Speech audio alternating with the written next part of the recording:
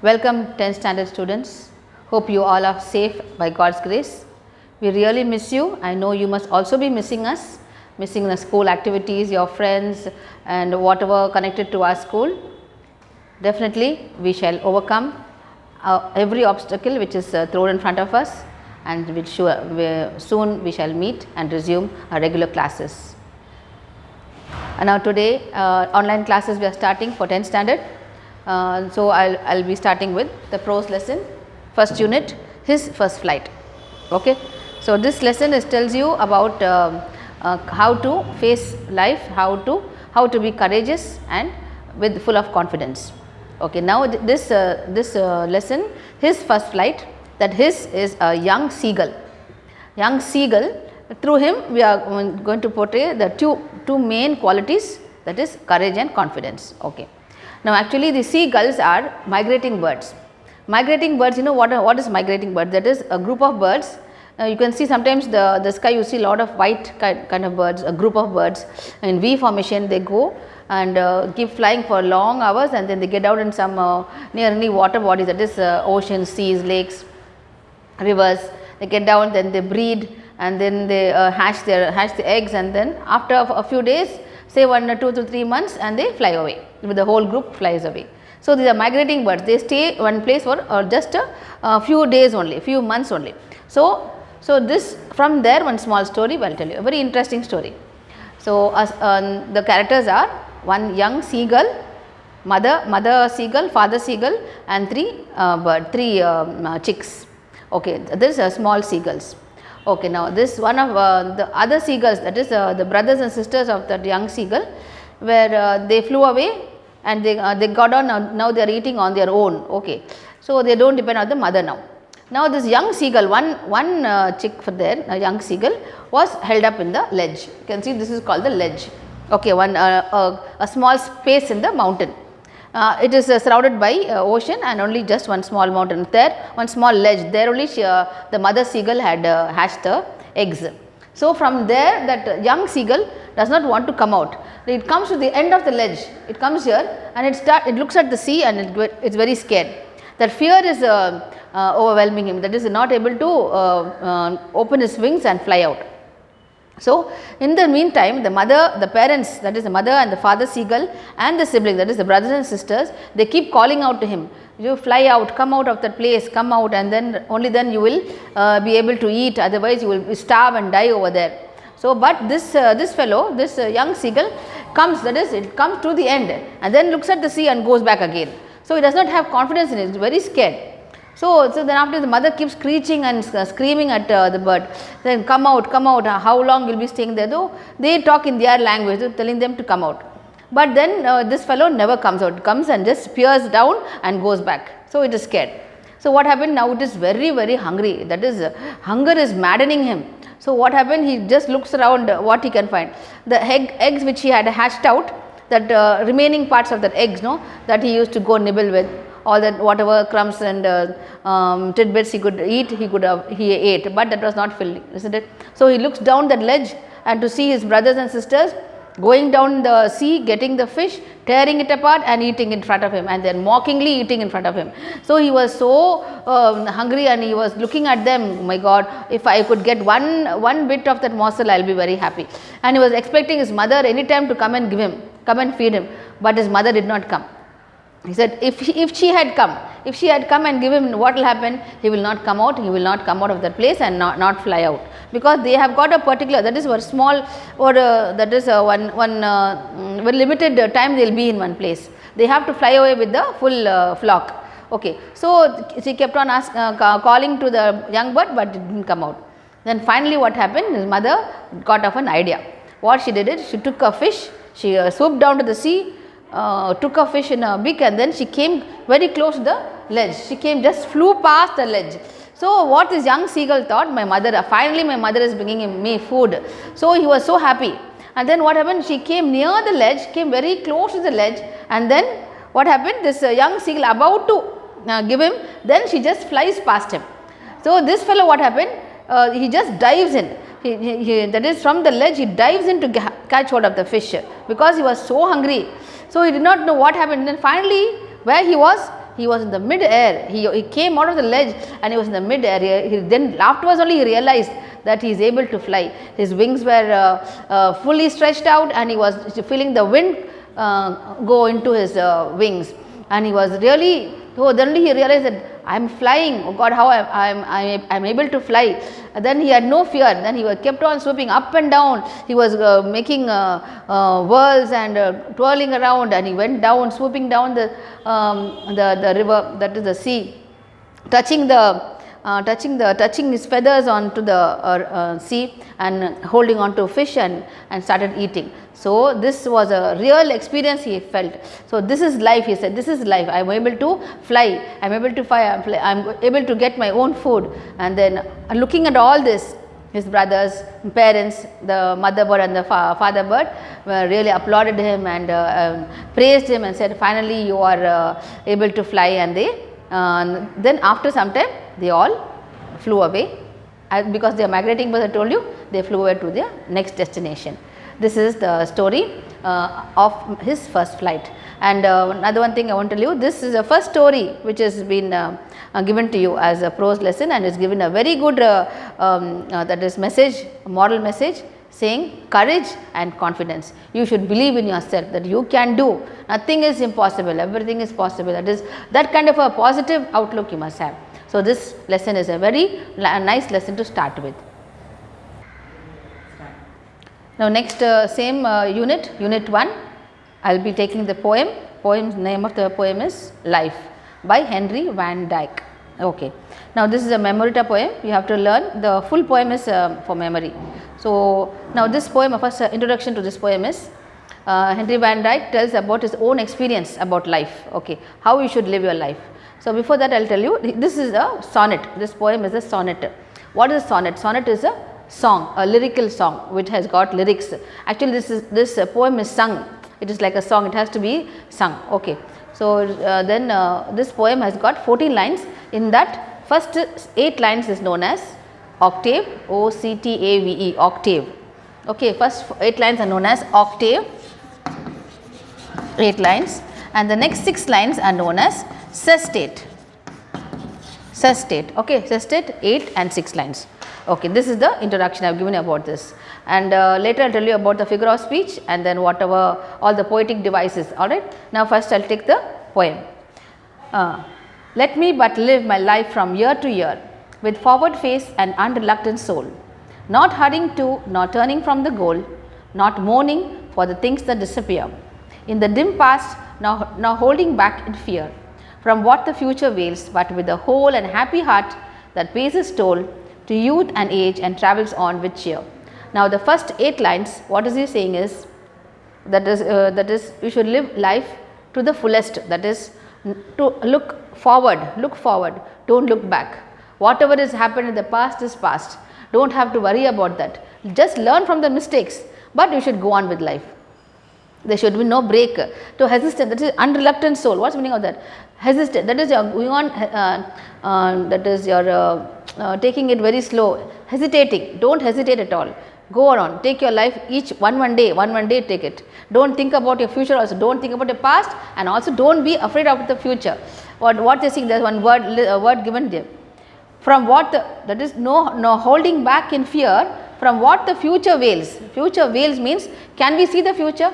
Veil, what word is using, see, veils. Future veils means future, nobody can see our future, isn't it? And anybody cannot see our future. Nobody, there is a prediction also, but we should fall, we cannot, none of us can see our future. It is veiled. What's the meaning of veil? Veil is the kind of what's it called? A curtain, like a curtain is put in front of us, it is a veil. So we cannot see what our future is. So don't bother about it. What is behind that veil? What is behind that curtain? Do you want to know? Just go on with your life, that is it. Each day you must take the life happily and live your life happily. Okay. And then you must have an aim. Nobody should be without an aim. Now children of your age, you should have an aim, an ambition. So I am going to become like this, I am going to do this. So you must not think, oh, can I do it? Is it possible for me to do it? Nothing like that. There should be no ifs at all. It should be, I can do it, I can do it, like that. That kind of a positive nature only you must have, that positive attitude you must have. Only then you can take each day of your life happily, and you will be a successful person. You can achieve everything what you want. Okay, that is what he is saying. So, a happy heart and that pays its toll to youth and age and travels on with cheer. That means what? Now you are in the, see, from childhood to you come to youth and then old age. When you reach your old age, when you look back, then you can then you will be very satisfied saying, oh, I have lived my life to the fullest. I have not wasted my youth nor my childhood. Okay, and when you look back from your old age, you will be very satisfied person. So, I have lived my life properly. Then you should not think why. That is, some can say that. Some, what happens if the youth has been wasted. You go to the old age and say, God, if I have done this, I would have been a better person. If I have done this, done that, all that ifs and all that. No, you don't have to go back and look like that. Okay. So, once you reach your old age, you must be satisfied person. That is what. The youth stage is a very important stage. Okay. That each day you must take it with a positive outlook only. Only then you can attain your goals. Alright. The next, that is, I finished the octave, 8 lines I finished. Now, the next 6 lines is sestate. What is he saying in this sestate? That is, the 6 lines tells you what is life. So, let the way wind up the hill or down, over rough or smooth, the journey will be joy. Still seeking what I sought when but a boy, new friendship, new high adventure and a crown. My heart will keep the courage of the quest and hope the road's last turn will be the best. So, what is he saying? He is just last 2 lines he is blessing. That Henry Van Dyke is blessing the reader, saying that last turn, that is the last turn of your road should be the best. So, before that he is saying, so let the way wind up or down the hill. That means no one's life is a bed of roses, right? Everybody has got, we have to cross through a lot of troubles, lot of obstacles come through our life, but all that should be overcome. Say there is one song, no, we shall overcome. That should be in your mindset. Okay, we should overcome whatever obstacles come in front of you. You should be able to overcome that. Okay, and go on with your life and go on and attain that goal. Don't miss that goal. The target should be still there. That is, the target is your achievement. So, you should achieve that. Whatever obstacles comes your way, you should just leave everything and just go on with your life. Okay. See, up or down the hill, that means up the hill, down the hill. So, sometimes it will be, you will be achieving, you will be success, then suddenly you will fall down. So, that falling down, failure is stepping stone to success, isn't it? So, keep that in mind, alright. And then over rough or smooth, so nobody's life is a smooth, no one's life is very smooth, always is not happy. Sadness, happiness, both together only is life, alright. And then seeking still what I sought. Now what he is saying is, next line is, when you are a child, how was the child? It's innocent. It doesn't think about the good and bad, wrongs and rights. Okay, it lives its life every day. The child, it is happy. It is a normal life it lives. So that kind of a life only he is telling us to live. All right, innocent, a carefree life. Okay, and then during this span of your life, you meet a lot of friends. That is, new friendships, high adventure, and a crown. That means you will be having a lot of competition in your life. Lot of friendship. Okay, friendship means there is a lot of competitions, and competitions you go overthrow all your opponents, and then finally you get a crown. Okay, crown means your achievement, whatever you wanted you have achieved, that is the crown. And then my heart will keep the courage of the quest and hope the road's last turn will be the best. So, all this, keeping this in mind, then definitely the last turn, that is when you achieve your goal, then the last turn, that's the last turn, will be the best. Okay, this is the poem, the explanation of the poem. It's the sonnet, octave and sestate, and this is the personal experience of Henry Van Dyke, and telling you students to follow this kind of a life. Now I will tell you about the literary device, that is poetic devices, or also known as figure of speech. Okay, in that, what is figure of speech? Figure of speech is only used in poetry, that is poems. The poet uses imaginative, creative sentences to make the poetry very interesting. Okay, so this is one of it, that is alliteration, personification, couplet. These are things used in this poem, life poem. Okay, now what is alliteration? Alliteration is one sentence, any line from the poem, with the starting letter being repeated once or twice or thrice. It can also be many times. Now this, I have given you an example from the poem Life. Still seeking what I sought when but a boy.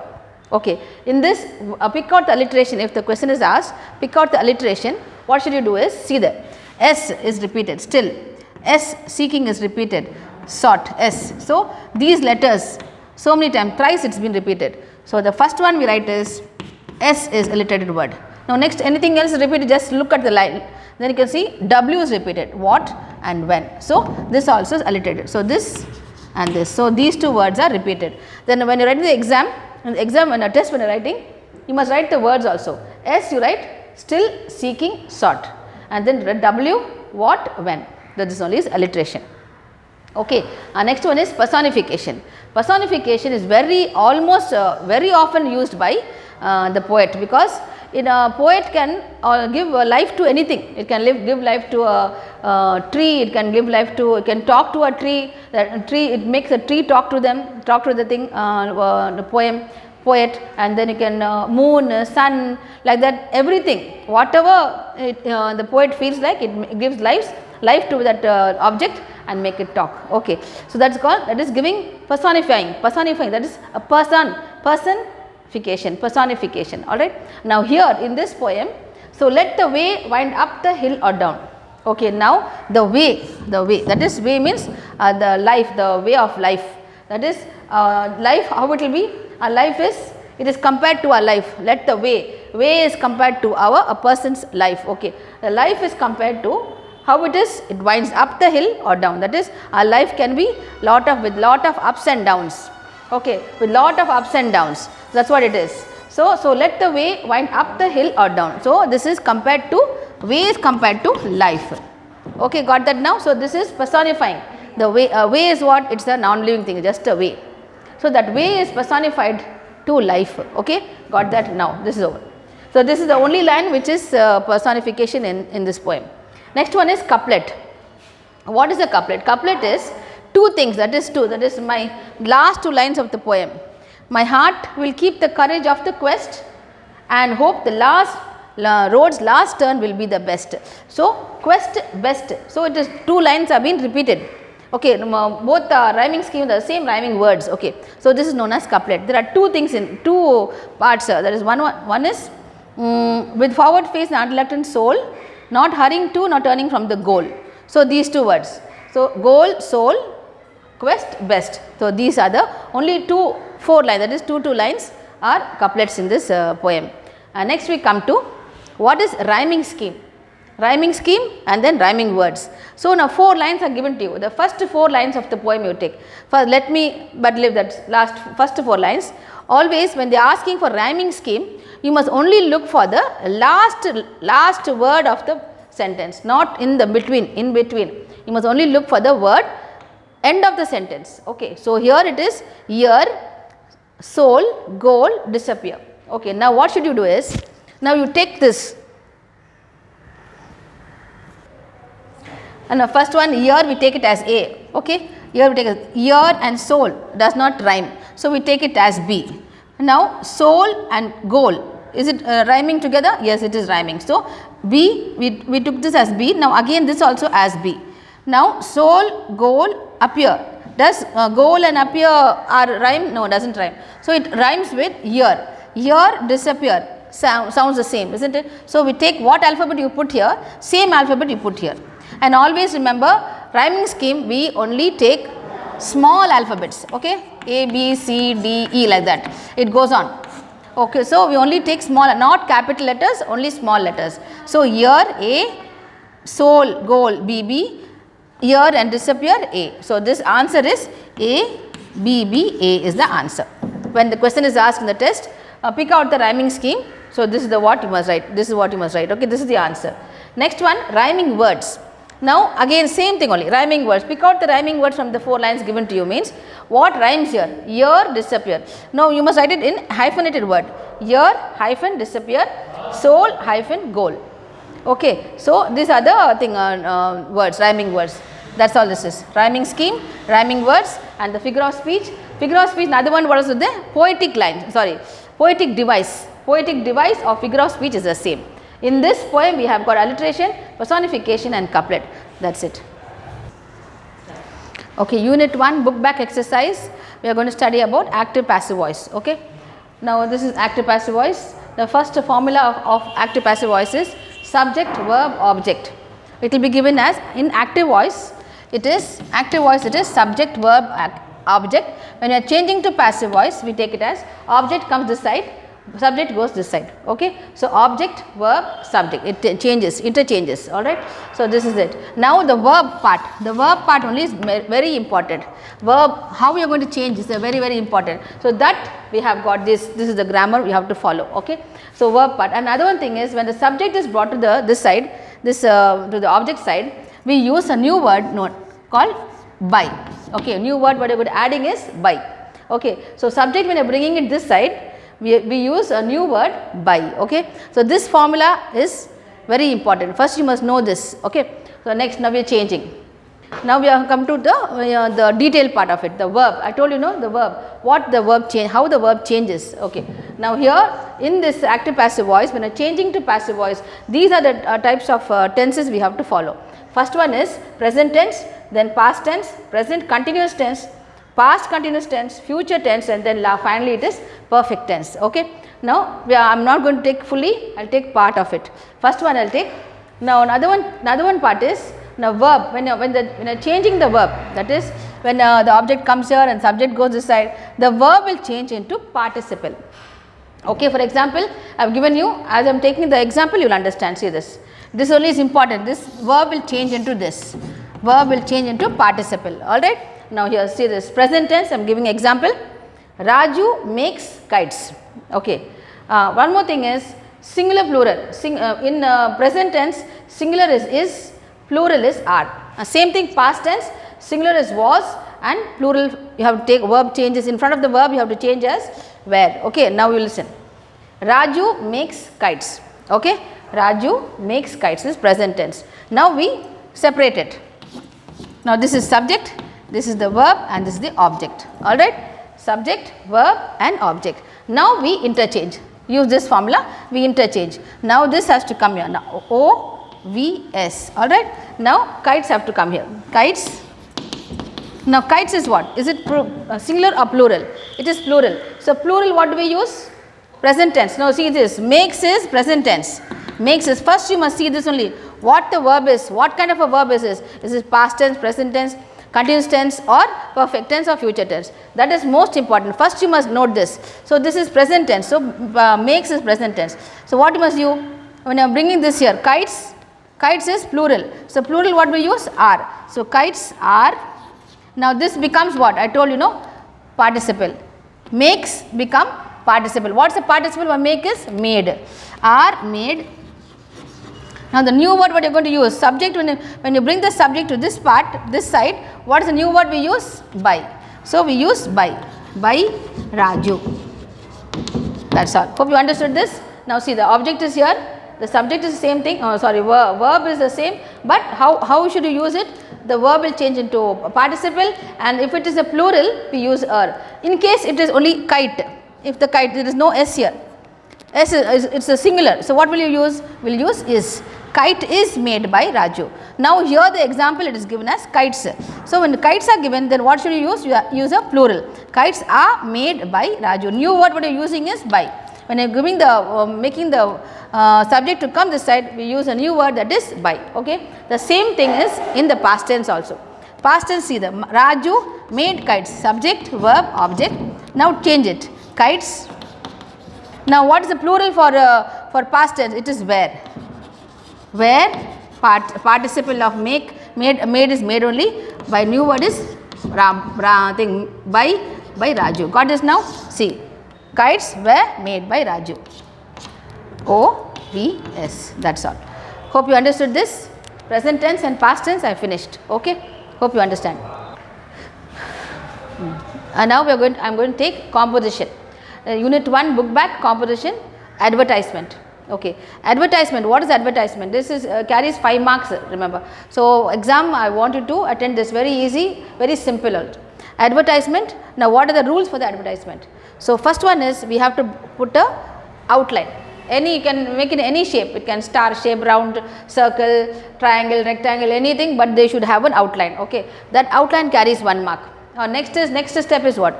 You must give whatever, for example, question paper has got, say it's giving you about sales, some sales in some textile shop, or electronic items, about shoe store, anything, whatever appropriate heading you must give. So, for example, if it is a textile thing, write Pothys, like that, okay, that kind of you